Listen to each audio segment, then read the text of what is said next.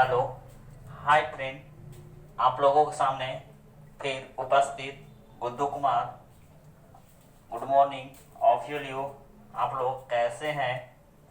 जितना भी वीडियो दे रहे हैं कहीं ना कहीं हमको उसमें रिस्पॉन्स मिल ही रहा है, और इस उत्साह, इस जोश, इस खुशी से हम भरपूर हैं आपका सपोर्ट से।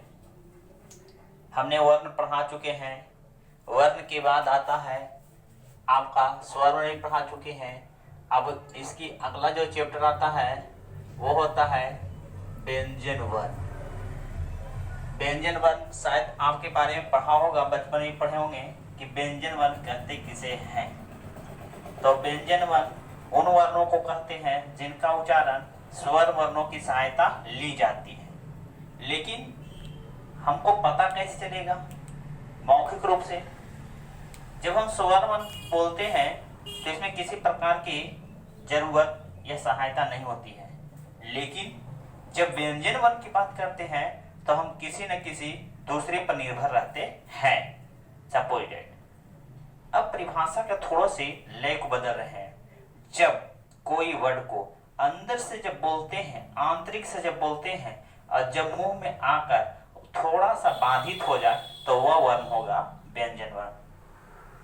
जैसे अगर बोलते हैं अ, इसमें बाधित नहीं हो रही है, लेकिन बोला जाए क, ख, ग, घ, कहीं न कहीं बाधित हो रही है, तो उसे हम क्या कहेंगे? व्यंजन वर्ण। तो परिभाषा पहले लिखते हैं कि व्यंजन वर्ण है क्या। व्यंजन वर्ण, तो व्यंजन वर्ण उस वर्ण को कहते हैं जिसके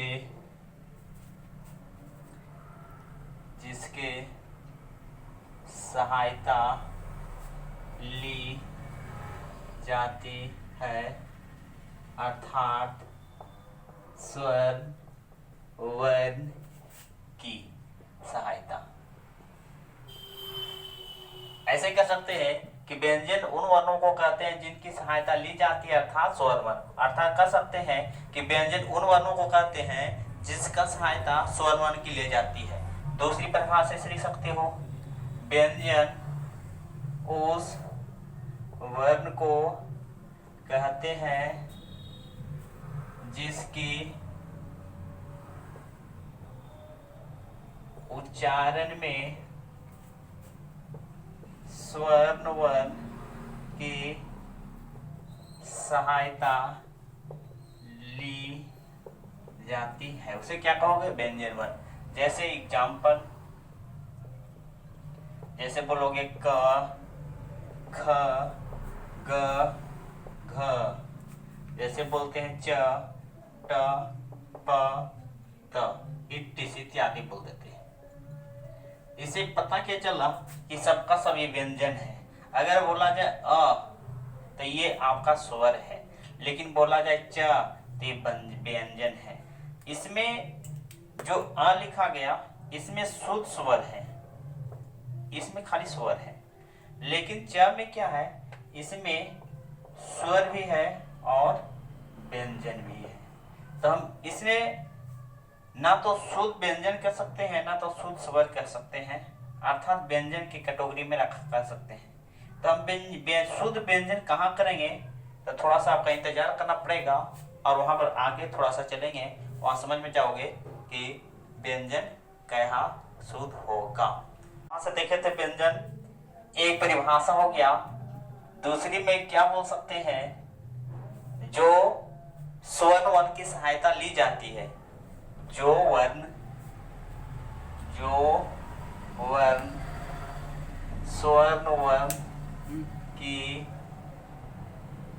सहायता ली जाती है, उसे क्या कहोगे? व्यंजन वर्ण। और व्यंजन वर्ण की बात हो गया। तीसरी पॉइंट में बोलना क्या चाहोगे? तीसरी पॉइंट में व्यंजन वर्ण की संख्या 33 होती है। कितना? 33।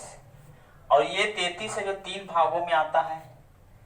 चौथा, एक होता है स्पर्श व्यंजन।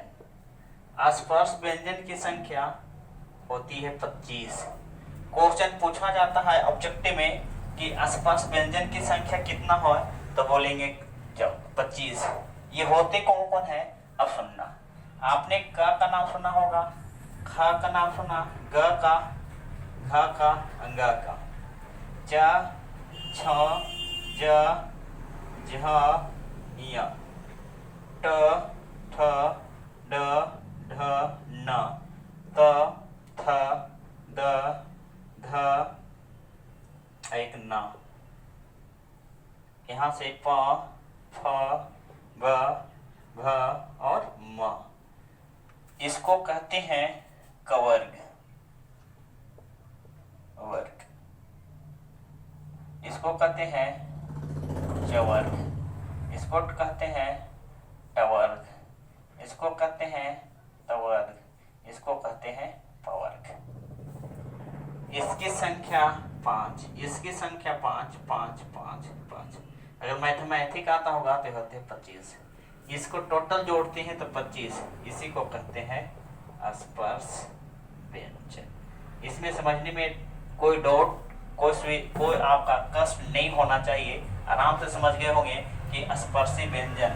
अब कहिएगा इसकी परिभाषा क्या कर सकते हैं?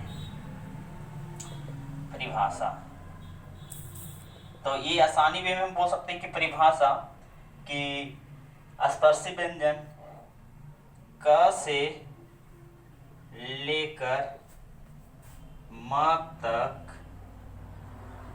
तक वर्ण को स्पर्श व्यंजन कहते हैं। कोई दिक्कत यहाँ तक नहीं? तो यहाँ समझने में कोई दिक्कत नहीं, क्योंकि यहाँ परिभाषा हो गया, ये हो गया। और इसके बाद आपका 5वां आता है अंतस्थ व्यंजन। अंतस्थ व्यंजन की संख्या 4 होती है। ये भी पूछा जाता है व्याकरण में कि अंतस्थ व्यंजन की संख्या कितनी है, तो आंसर होगा 4। कितना? 4। कौन कौन होगा सुनना। एक होता है य, र, ल, ओ। गिना जाए आंसर मिलेगा 4। इसको कहते हैं अंतस्थ व्यंजन।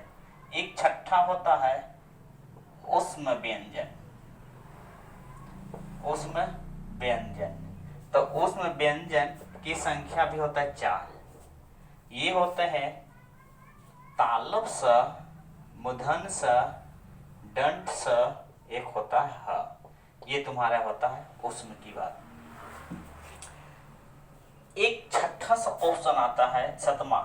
ओ सुनना, हम पढ़ाए कि जो वर्ण स्वर वर्ण की सहायता ली जाती है उसे क्या कहोगे? व्यंजन वर्ण। अब शुद्ध व्यंजन कहाँ होता है, अशुद्ध व्यंजन कहाँ होता है, वहां पर बात किया जाए। अब देखना, अगर क बोले, एक होता है ये वाला। दोनों में अंतर क्या है? दोनों में अंतर बोलिएगा तो अंतर, बहुत सा अंतर हो सकता है। सॉरी, इसको कहते हैं हल चिन्ह। इसी को नाम है हलंत। हलंत हो गया। इसको कहते हैं व्यंजन, लेकिन इसको कहेंगे हम लोग शुद्ध व्यंजन। शुद्ध व्यंजन। इसी को कहते हैं स्वर रहित व्यंजन। इसी को कहते हैं आधा व्यंजन। इसको जो हलंत लगा रहे, लेकिन इसमें हलंत तो लगा हुआ नहीं है, इसका मतलब इसमें पूरा व्यंजन होगा। जब पूरा व्यंजन होगा तो इसका अंश जो होगा वह स्वर की होगी। इसमें स्वर की संख्या है, स्वर की इसमें आपका वर्ण है, लेकिन इसमें स्वर की वर्ण नहीं है। जैसे फॉर एग्जाम्पल और ले लेते हैं, अगर इस तरह से ले, अगर लिखा जाए प, तब प में हलंत लगा दिया और निकल गया अ। तो ये जो प हुआ इसी को कहेंगे हल चिन्ह बोलेंगे, और दूसरा इसी को कहेंगे शुद्ध व्यंजन कहेंगे। और ये आ तो हो ही गया, इसको कहेंगे स्वर है, जो कल पढ़ा चुके हैं। उसी तरह से और देख लेते हैं थोड़ा मुना।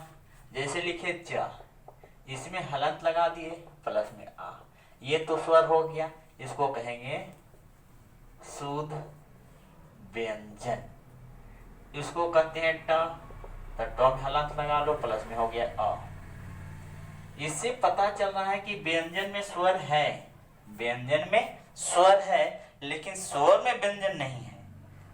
व्यंजन में स्वर है लेकिन स्वर में व्यंजन नहीं है, इसलिए अगर आपका ट लिखा इसमें हलंत लगा दिया, इसको हलची कहते हैं, जिसको शुद्ध व्यंजन होगा, और ये जो तुम्हारा होगा ये स्वर होगा। एक और ले लेते हैं, जैसे लिखते हैं आपका ब, तो ब लिख लिए तो आधे ब निकाल लो, प्लस में बचा क्या इसके साथ अ। तो जैसे बोलते हैं ब, ब अंत में अ आ रहा है, तो अ को निकाल दिए, ब ये हुआ शुद्ध व्यंजन, जिसको हलचिंग करेंगे, इसको कहेंगे स्वर। तो हमने पढ़ाए अंतस्थ व्यंजन की संख्या 4, ऊष्म व्यंजन की संख्या 4, स्पर्शी व्यंजन की संख्या 25, टोटल व्यंजन की संख्या 33 यहाँ से मिलते हैं। इसके बाद अगला फिर एक चैप्टर आता है व्यंजन की संख्या, और यहाँ से हम क्या करते हैं, अपने वीडियो को विराम देता है, और हमारी चैनल को सब्सक्राइब लाइक करें। जितना करिएगा उतना ही हमको खुशी होगी, आनंद होगी और एनर्जी पैदा होगा। जय हिंद, जय भारत।